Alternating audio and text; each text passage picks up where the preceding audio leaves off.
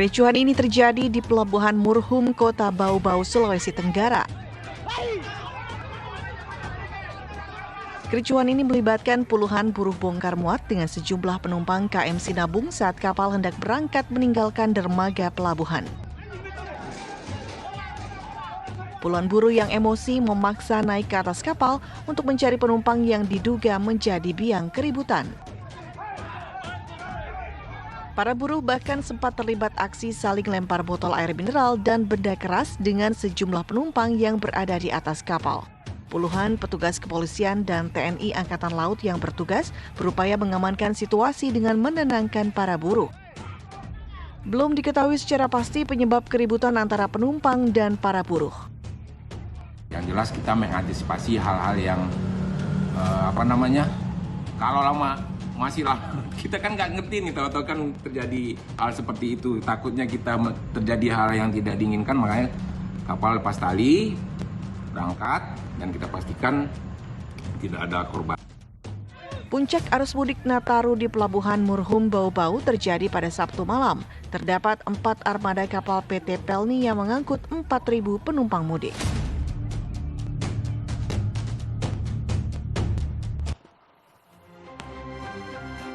Assalamualaikum pemirsa, bagaimana kabar Anda hari ini? Semoga sehat dan tetap semangat.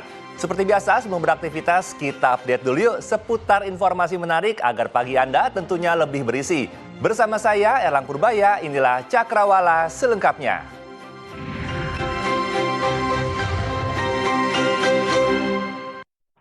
Hujan ekstrim 3 hari terakhir menyebabkan tebing setinggi 50 meter longsor di Sulawesi Barat. Akibatnya, 2 unit mobil terjebak reruntuhan tanah longsor di Jalan Poros Mamasa, Polewali Mandar.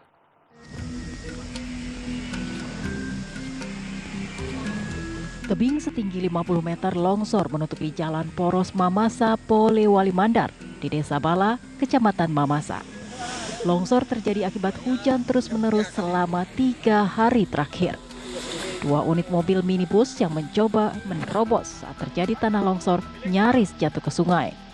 Untung sopir dan para penumpang segera menyelamatkan diri melalui jendela mobil. Karena terjebak di material longsor, kendaraan tersebut terpaksa dievakuasi menggunakan alat berat. Sementara itu, salah satu pasien yang dirujuk dari RSUD Mamasa menuju Polewali terpaksa ditandu melewati material longsor lantaran mobil ambulans yang membawa pasien tersebut tak dapat melintas. Material longsor menutupi semua badan jalan sehingga arus lalu lintas baik dari arah Polewali Mandar maupun yang berasal dari Kabupaten Mamasa tidak dapat melintas. Untuk saat ini pengerjaan telah dilakukan oleh pihak Balai Jalan berupa pembersihan material longsor dan kita menunggu. Setelah selesai maka akan dilakukan sistem buka tutup untuk jalur nantinya.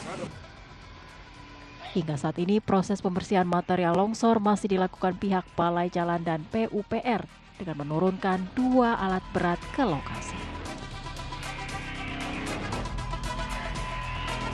Aksi tawuran antar 2 kelompok warga dengan menggunakan air keras di kawasan Petojo Utara, Gambir, Jakarta Pusat mengakibatkan seorang warga mengalami luka bakar serius. Pelaku penyiraman air keras berhasil diringkus polisi saat bersembunyi di kawasan Bogor, Jawa Barat.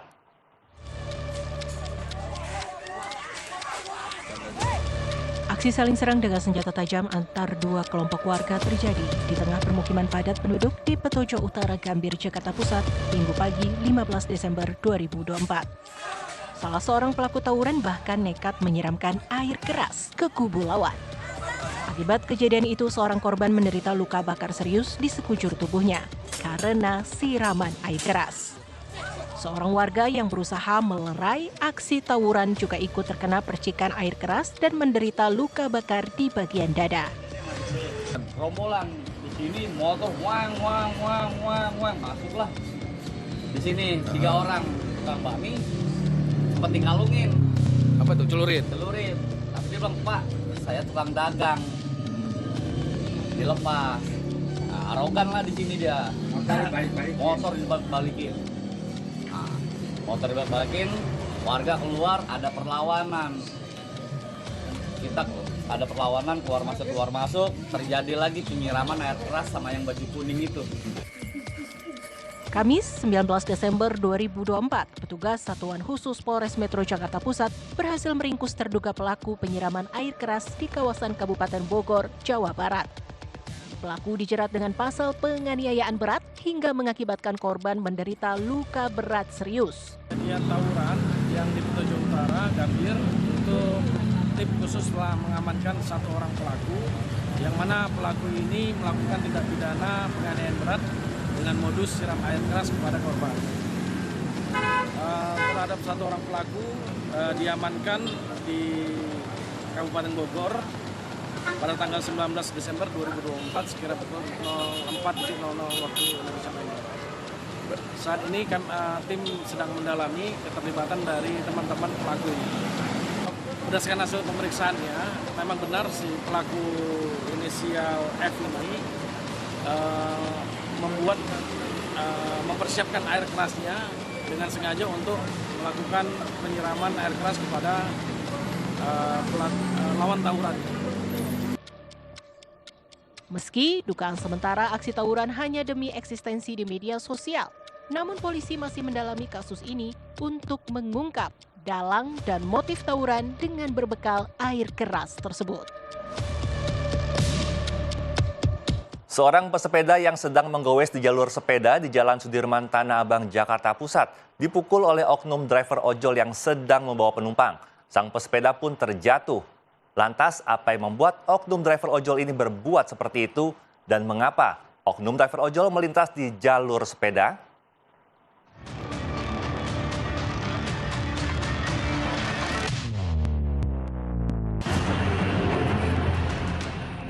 Aksi main pukul oknum driver ojek online kepada seorang pesepeda viral di media sosial. Peristiwa itu bermula ketika pesepeda yang sedang menggowes di jalur sepeda, sementara oknum driver ojol membawa penumpang melintas di jalur sepeda. Driver ojek online tampak berusaha mendahului rombongan pesepeda, meski jalur itu seharusnya tidak digunakan oleh kendaraan bermotor. Ketegangan terjadi saat salah satu pesepeda mulai merekam aksi driver ojol. Pesepeda juga menegur sang driver ojek online. Tidak terima direkam, sang driver pun menendang pesepeda hingga terjatuh. Diduga tak terima jalannya dihalangi, driver ojek online langsung memukul pesepeda hingga tersungkur di jalur sepeda Jalan Sudirman, Jakarta Pusat. Seperti diketahui, di Jalan Sudirman terpasang papan rambu jalur sepeda, sehingga sepeda motor dilarang melalui jalur sepeda itu. Gubernur Jakarta terpilih Prabowo Anung menyatakan saat ini pengawasan dalam jalur sepeda masih harus ditingkatkan lagi. Jalur sepeda memang harus diatur kembali. Pengawasan di lapangan tidak dilakukan secara baik. Dan ini sebenarnya merugikan kedua-duanya, baik para pemotor maupun orang yang memakai sepeda. Maka ketertiban itu menjadi penting. Saya akan menerapkan dan akan duduk bareng dengan Polda Jakarta dan juga dengan Dinas Perhubungan untuk mengatur kembali hal itu.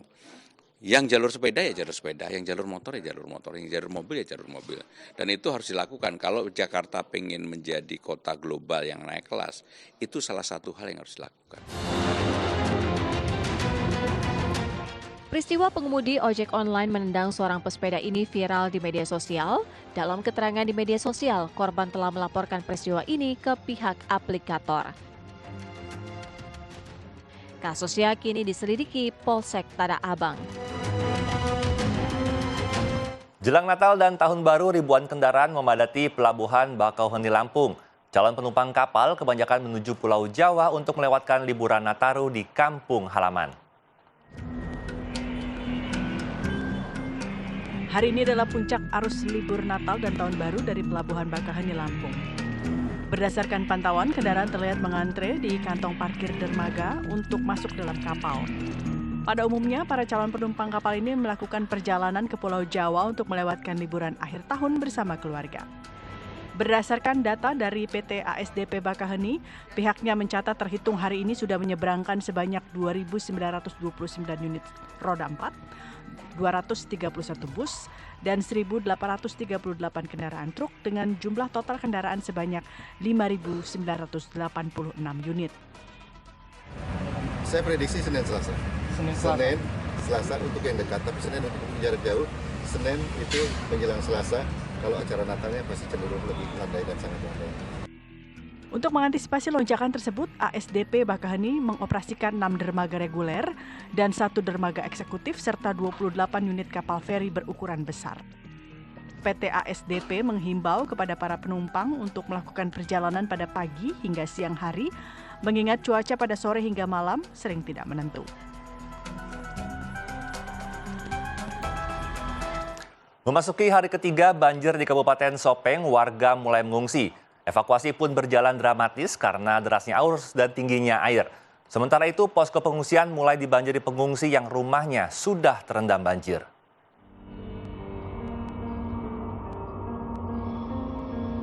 Memasuki hari ketiga, musibah banjir dan longsor yang melanda Kabupaten Sopeng sudah berangsur-angsur surut seiring turunnya intensitas curah hujan.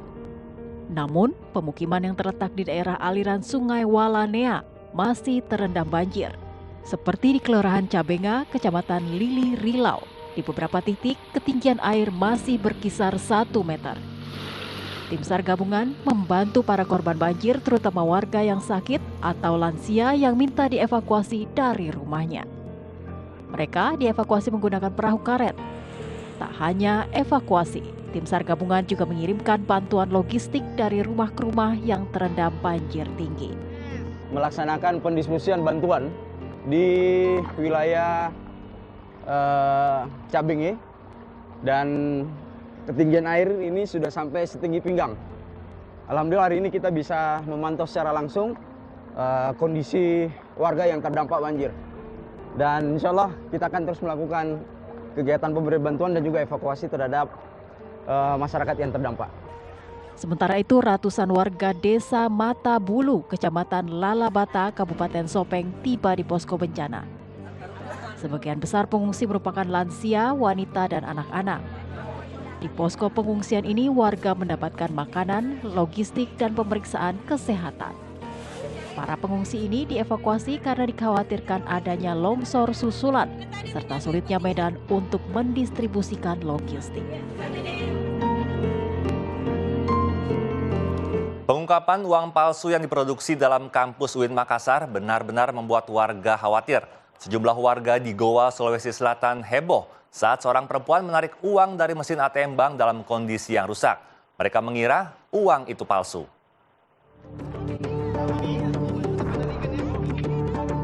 Emak-emak ini panik saat mendapati uang yang baru ia tarik dari mesin ATM BRI di Kecamatan Palangga, Goa terbelah. Ia mengira uang yang ia tarik dari ATM itu adalah palsu. Ia lalu melapor ke petugas penjaga bank. 2 polisi yang ada di sana ikut memeriksa uang si ibu. Ia panik setelah menonton banyak video yang berseliweran di media sosial mengenai uang palsu pecahan 50 dan 100 ribu rupiah yang terbelah. Gara-gara itu, ia yakin uang yang ditariknya dari mesin ATM adalah palsu. Namun setelah dikonfirmasi kepada petugas BRI dipastikan uang itu tidak palsu. Uang itu benar terkelupas. Kalau sebenarnya secara spesifik kewenangan untuk memberikan keterangan asli atau tidaknya uang itu kewenangan BI. Namun pihak bank punya kemampuan dasar untuk menyampaikan uang itu asli atau palsu dengan 3D itu. Di Rabah, di Terawang, kemudian ada mesin UV di bank. Ketakutan warga mendapatkan uang palsu terutama di wilayah Goa memang sudah mulai menghantui. Karena itu bila ada warga yang meragukan keaslian uang miliknya, bisa segera menghubungi kantor-kantor bank terdekat atau melapor ke polisi. Proyek tol Probowangi sepanjang 13 km dibuka fungsional saat liburan Nataru. Menteri PUPR Dodi Hanggono menjamin kelancaran arus mudik di sepanjang jalur tol Pulau Jawa.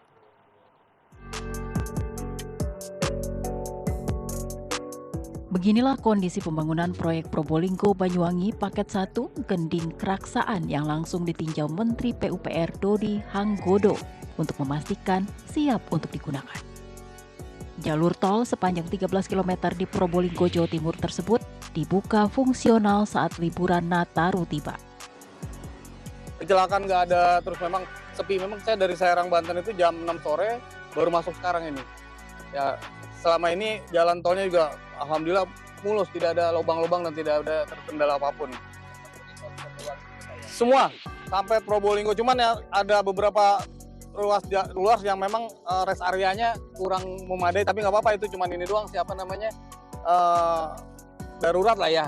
Dengan alasan safety kita hanya operasikan setengah hari ya Pak ya, sampai jam 4 sore ya, sampai jam 4 sore, dan hanya bisa beroperasi separuh lajur, jadi one way lah.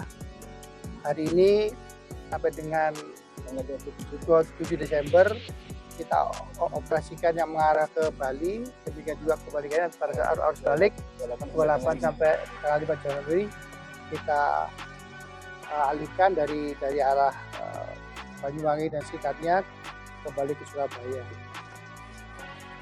Dengan memperlakukan lalu lintas buka tutup sementara, jalur tol Paket 1 Gending Keraksaan bisa dilewati sebagai arus mudik sejak tanggal 21 hingga 27 Desember 2024. Sedangkan pada tanggal 28 Desember 2024 hingga 5 Januari 2025 nanti untuk dilalui arus balik.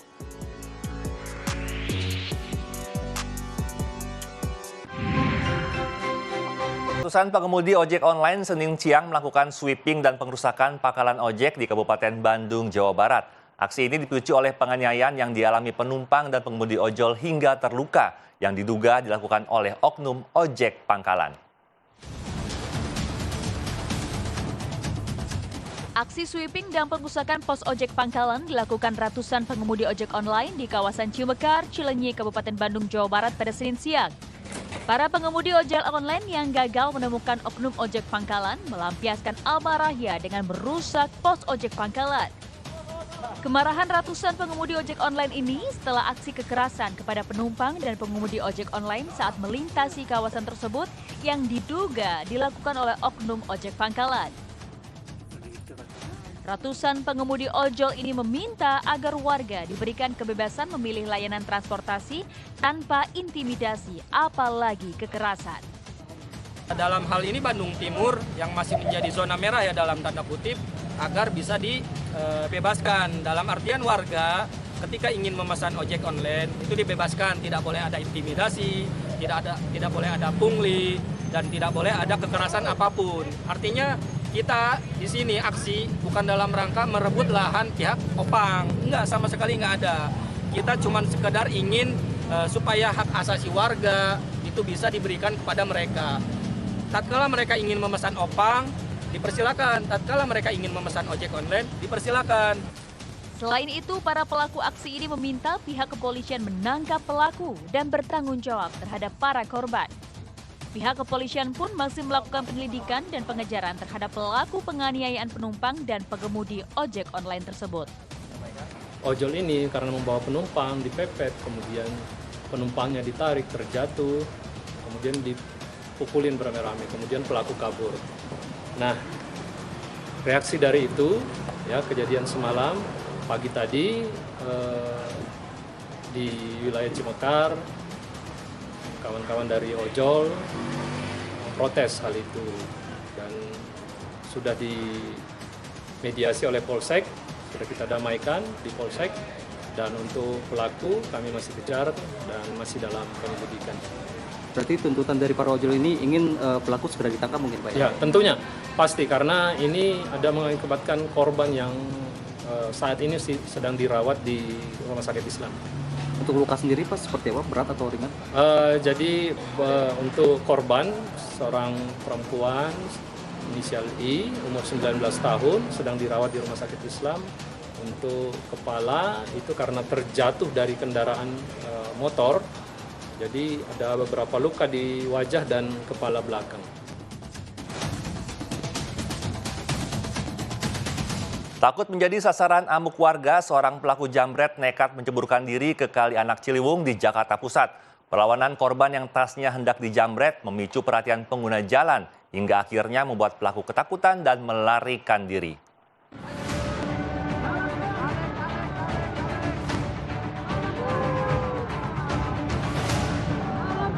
Seorang pelaku jambret nekat menceburkan diri ke Kali Anak Ciliwung di kawasan Gunung Sahari, Jakarta Pusat. Tindakan itu dilakukan karena pelaku ketakutan menjadi sasaran amuk massa setelah aksi kejahatannya ketahuan oleh warga.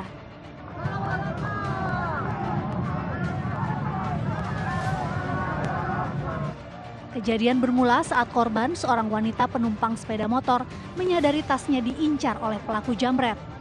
Perlawanan korban terhadap pelaku memicu perhatian pengguna jalan lainnya hingga membuat pelaku ketakutan dan melarikan diri ke kolong jembatan. Pelaku yang dikejar oleh warga akhirnya nekat menceburkan diri ke kali.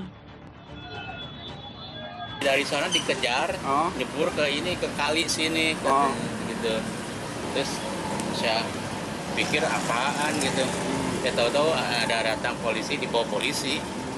Yang diambil apa, Pak? Dompet mungkin, kayaknya dompet ya kayaknya. Evakuasi pelaku dari kali pun berlangsung dramatis, lantaran warga yang geram berkerumun di sekitar lokasi kejadian dan bersiap menghakimi pelaku. Polisi yang berada di lokasi langsung berusaha mengamankan pelaku dari sasaran amuk warga. Pria tersebut kini berada di Mapolres Metro Jakarta Pusat untuk menjalani pemeriksaan. Bagi Anda yang ingin suasana sejuk dan indah, bisa menikmati pemandangan bak negeri di atas awan yang berada di puncak Bukit Kebun Buah Mangunan, Delingo, Bantul, Yogyakarta. Setiap musim liburan, lokasi negeri di atas awan ini selalu ramai dikanjengi wisatawan. Berita ini sekaligus menutup perjumpaan kita pagi ini. Saya Ella Purbaya beserta kru bertugas pamit undur diri. Tetap semangat, sampai jumpa dan wassalamualaikum.